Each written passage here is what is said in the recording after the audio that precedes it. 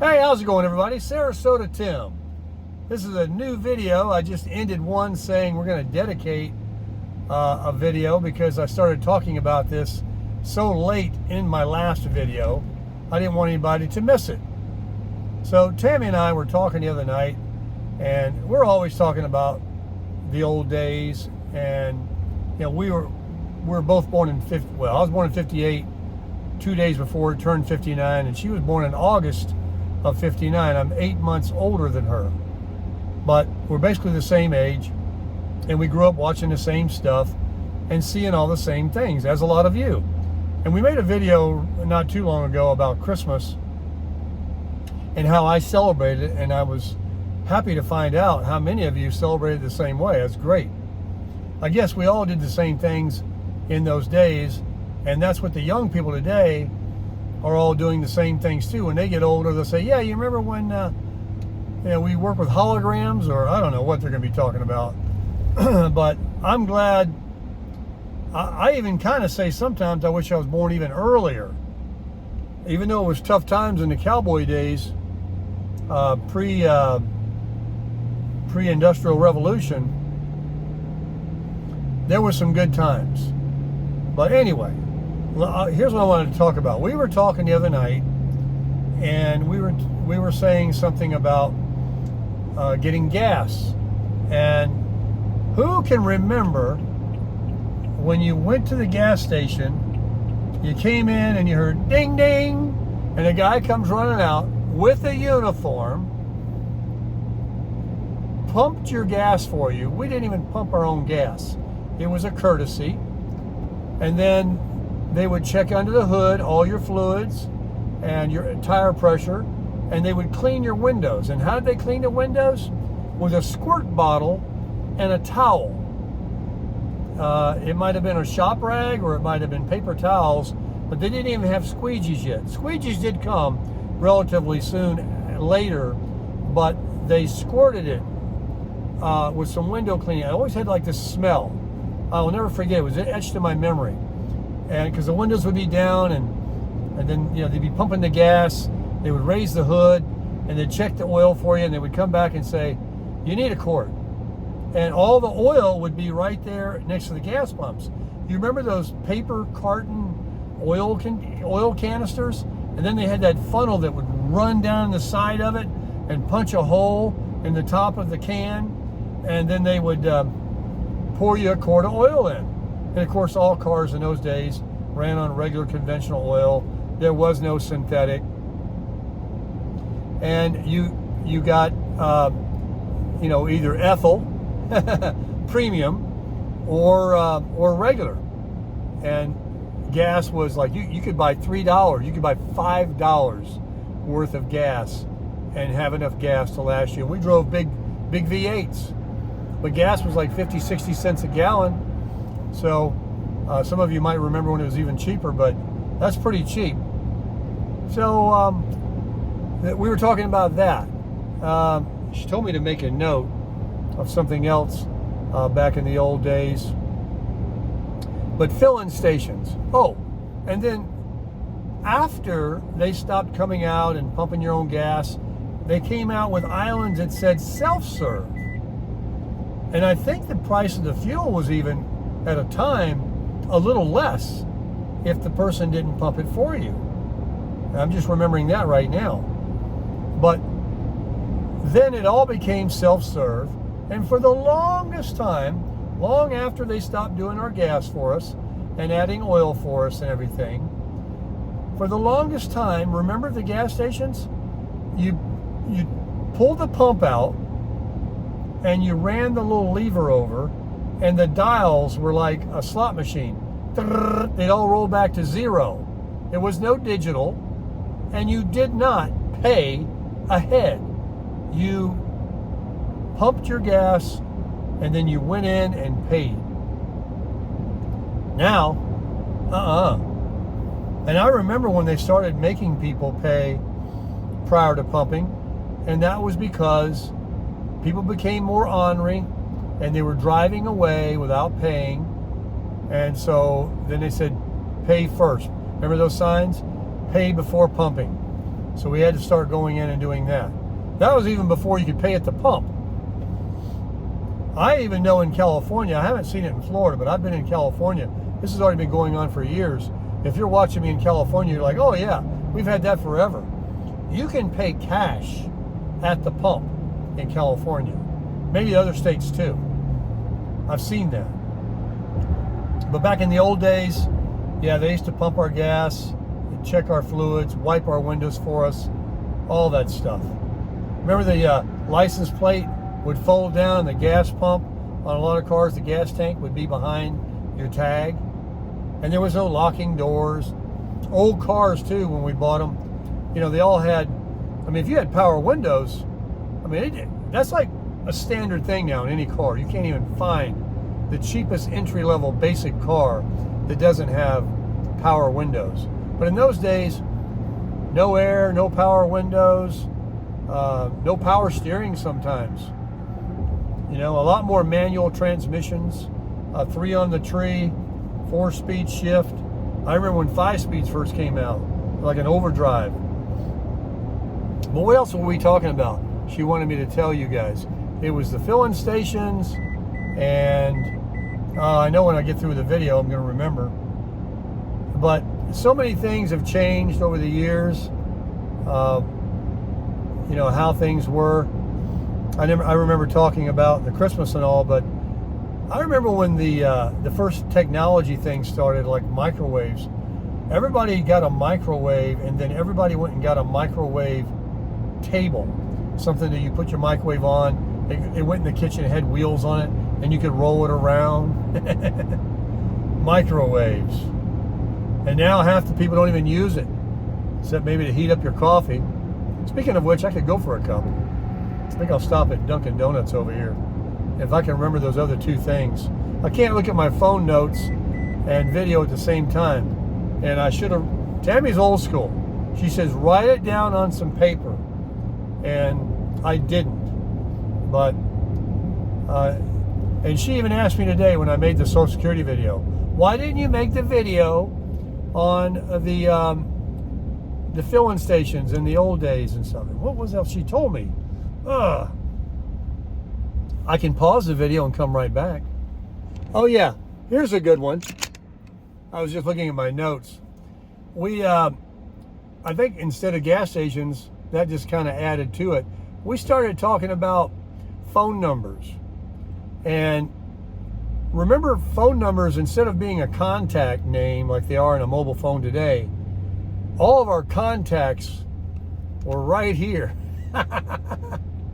You could remember 30 different phone numbers. And of course, you didn't need to dial the area code unless it was long distance. You might have had to dial a 1 sometimes, but you had all your phone numbers in your head. And that's when they came out with the push button phones. So the rotary was slow. And you know, you knew the number so fast you wanted to dial it as quick as you could. But when they came out with that push button, then they came out with a push button that didn't go in all the way. It was just, it barely went in a little bit, just kind of a click. And we would punch those numbers. Remember, you would call your friend. You push it in as fast as you could. But here was the other one. It was phone books. Do you remember getting phone books? It was like twice a year or once a year. The phone books would come out. These guys would go around with all these thick, big old phone books.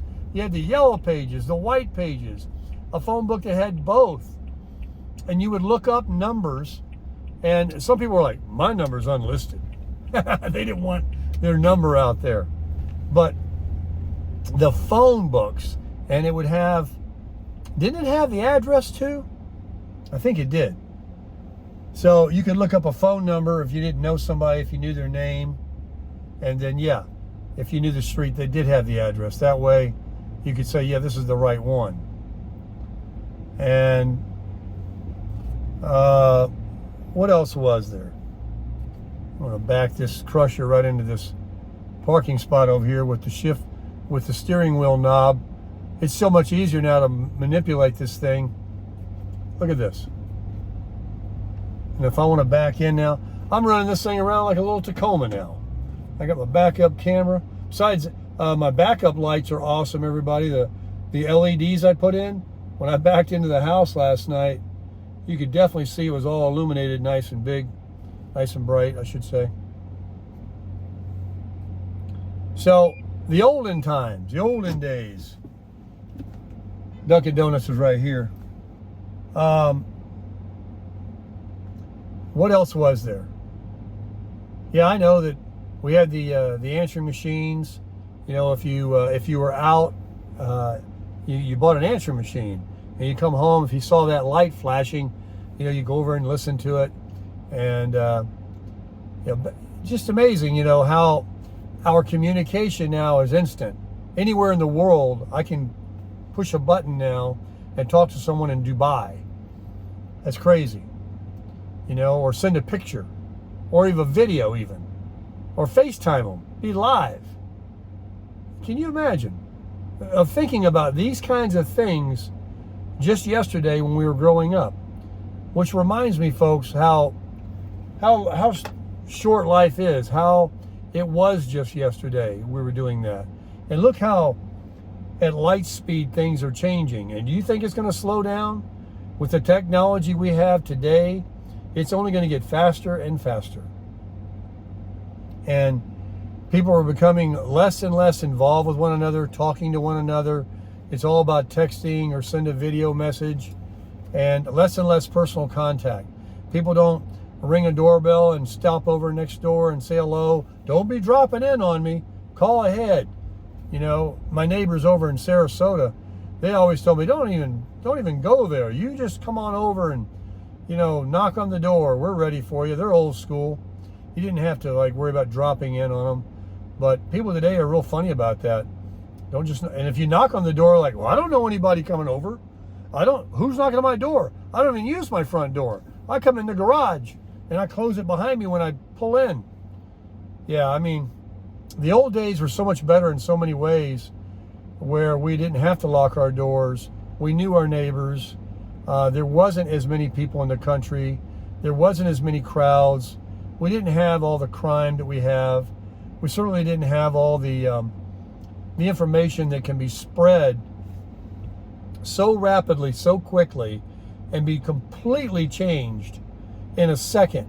It used to take a few people telling a story before it got changed. Now, as fast as you can put something up on the video and post it, in the comments, you've got a completely different story and accusations. And, you know, or what people think they know, or this or that. And so everybody is so quick, they're so fast, they're using, and how it works like that is they're using what they've gleaned from this new way through social media and reading things online, that they don't have the one way of thinking that we had growing up, where that's what we stood by. That was our basics. That's what we based our knowledge on. You know, whatever the task was, there was a option A or B, maybe C, but now everybody's gotten and heard 10 different things about one thing, of how to do it or what the truth is about it. I hope you're following along what I'm trying to get at, but it's about anything. And so you get a comment from this one, a comment from that one, and it can be from any one of the array of ideas that they've gleaned that they want to put stock in. Then the next comment is this. And so you really can't even use the information to your advantage a lot of times online, because you're getting such misinformation. I mean, completely wrong, totally wrong. It's just like listening to the media. I don't know how I got on this, but started to talk about the old days, and now we're talking about this. But anyway, the old days were a simpler time, and I do miss it. I appreciate the select things that we get to use. I mean, I love being able to FaceTime the granddaughters, and picking up the phone, I can call Tammy and find out if she's all right, or if she needs anything. And, you know, there's a lot of things we definitely are much happier having, and much more convenient. But you got to be careful, and, you know, remember those times. And if you have grandchildren, share those times so they're not forgotten. You know, make them remember of how, you know, you cooked and grew your own food, you made your own ice cream, you read a newspaper. You know, you had to sit at home and wait for somebody to call or look at an answer machine when you got back. And people played outside. They didn't play with video games. And how life was, you know, we rode bicycles that didn't have motors in them. I know I got 2 e-bikes. But I wish I could think of some more things. There's so many, you know, growing up from 1958. And I didn't even know anything until 68. I mean, I probably can't remember much past earlier than 10 years old. Tammy does. Tammy remembers when she was way back. She's got an elephant memory. I have a hard time remembering because there's 2 things you lose when you get older. One is your memory, and I can't remember the other one. I know, old joke. So anyway, guys, that's what the video is about, old times. I know my demographics are all over, but I have a lot of people that are from my era. I know you think the same way. And I think I'd like to add a couple of closing comments while I'm thinking about it, because I was answering comments in the camper when I was trying to cool down before coming over here to Delray to go to the Pampered, what's it called? I was going to call it a Pampered Fresh party. The Pampered, what is it? Anyway, the party they're having, the Tupperware thing. Pampered Chef. And I was answering some comments, trying to cool down in the camper after I was doing all that moving around. I made a video before this one of all my stuff is out there. And I was going through the phone, and I put up a few videos already this morning. And it gets back to what I just said a minute ago. All of these comments that are coming from left, right, top, center, all over the place. And, you know, how can you do this and how can you do that? And this is not this and this is not. And, you know, you do you and I'll do me. I can only tell you, I'm living proof that you can do it. On what I was talking about, retiring at 62 and collecting Social Security and having a side hustle. And it's really not so much as you can do it, it's that you can live. And I'm wanting to live more of those days, and I still continue to live a lot of my olden days ways because I'm old school. And rather than being, you know, tied down to some job, I'm free. I'm out to go and do. I'm getting ready to take a big trip with the camper, and you can do it, folks. You can do anything. We can do all things through Christ who strengthens us. People always want to worry about, you know, if they've saved enough, or if the job pays enough, or the bank account's enough, or all of these things. God is magic. God can make anything happen. He can increase, he can take away, he can open doors, and it doesn't always have to be a greenback. He can make some things happen that will save you that would cost money. Live on faith, walk in faith, and trust in the Lord. Trust in your health and the fact that if you live by the word and you do the things that you know you're supposed to do, like eating right and getting proper exercise and being kind. You know, be kind. Try to love. I know it's tough sometimes and people can test your patience, but if you don't have anything nice to say, don't say it. What good is it doing? You're just making yourself, you know, look ugly. I know that when I used to, I'm sure I still will, again, we all fail, but when I used to be worse at it and do more ugly things before I tried to start, you know, trying to live a little cleaner every day as I get older, you know. I don't want to get hurt. I don't want to make anybody mad at me. I don't want anybody to disrespect me. And I like when people see that you can go ahead. You can go first. Or let me pull over, go around me. I mean, don't get mad at me. I don't want you to get mad at me. I'm not going to sit here and make a fight or an argument. I'm not into that. Not anymore. I don't have that. I can lose it. But when you try to be kind and you try to express love and you talk to God and you live by his word and you pray to him and talk to him and you don't worry about how everything's going to happen. I'm being blessed like you wouldn't even believe, folks. I am. And you're seeing it. But it's not like some huge, luxurious life. I'm not driving around in a Ferrari or a Porsche or living on the ocean in a mansion, nor do I even want that. But I have what I need. And I have a very nice vehicle to drive.